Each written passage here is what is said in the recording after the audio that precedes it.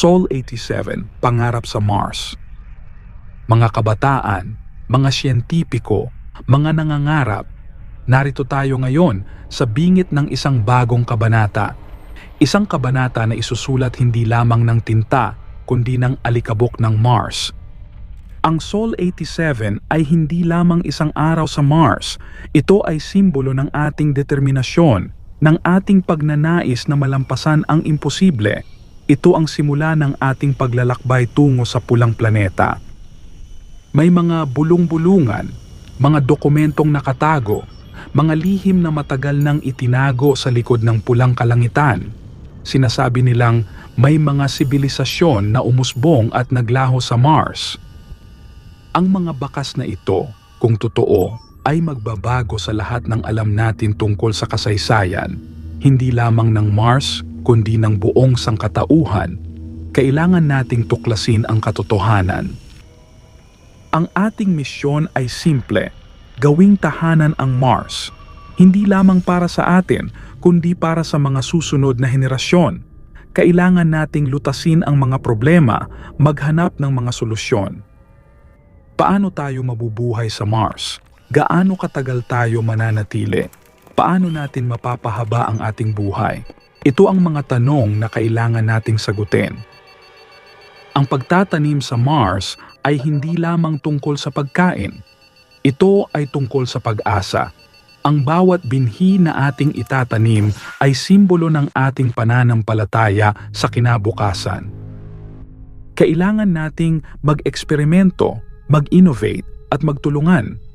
Ang tagumpay natin sa pagpapalago ng halaman sa Mars ay magiging tagumpay ng buong sangkatauhan.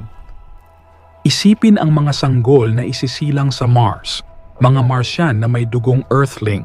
Sila ang magiging susi sa ating kinabukasan sa pulang planeta. Kailangan nating tiyakin ang kanilang kaligtasan, ang kanilang kalusugan. Kailangan nating protektahan sila mula sa radiation, mula sa mga panganib ng Mars. Sila ang ating pag-asa. Ang radiation ay isa sa pinakamalaking hamon sa Mars. Kailangan nating maghanap ng mga paraan upang mabawasan ito. Kailangan nating protektahan ang ating sarili, ang ating mga halaman at ang ating mga anak. Ang teknolohiya, ang agham at ang ating determinasyon ang magiging sandata natin laban sa radiation. Hindi tayo susuko. Ang artificial intelligence ay magiging mahalagang bahagi ng ating misyon sa Mars.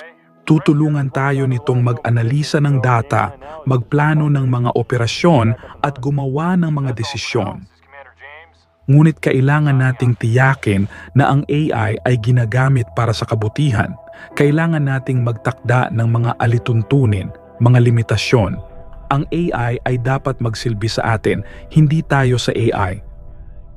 Ang ating pananaw ay malinaw, isang bagong mundo sa Mars. Isang mundo kung saan ang sangkatauhan ay maaaring umunlad, lumago, at maging mas mahusay. Hindi ito magiging madali. Maraming pagsubok ang ating haharapin, ngunit sa pamamagitan ng pagtutulungan, ng pagtitiyaga at ng pananampalataya, makakamit natin ang ating pangarap. Mga kabataan, mga siyentipiko, mga nangangarap, ang hamon ay nasa inyo. Kayo ang magiging arkitekto ng ating kinabukasan sa Mars. Pag-aralan, mag-imbento, at mangarap, huwag kayong matakot na magkamali. Ang bawat pagkakamali ay isang pagkakataon upang matuto. Ang kinabukasan ng sangkatauhan ay nasa inyong mga kamay.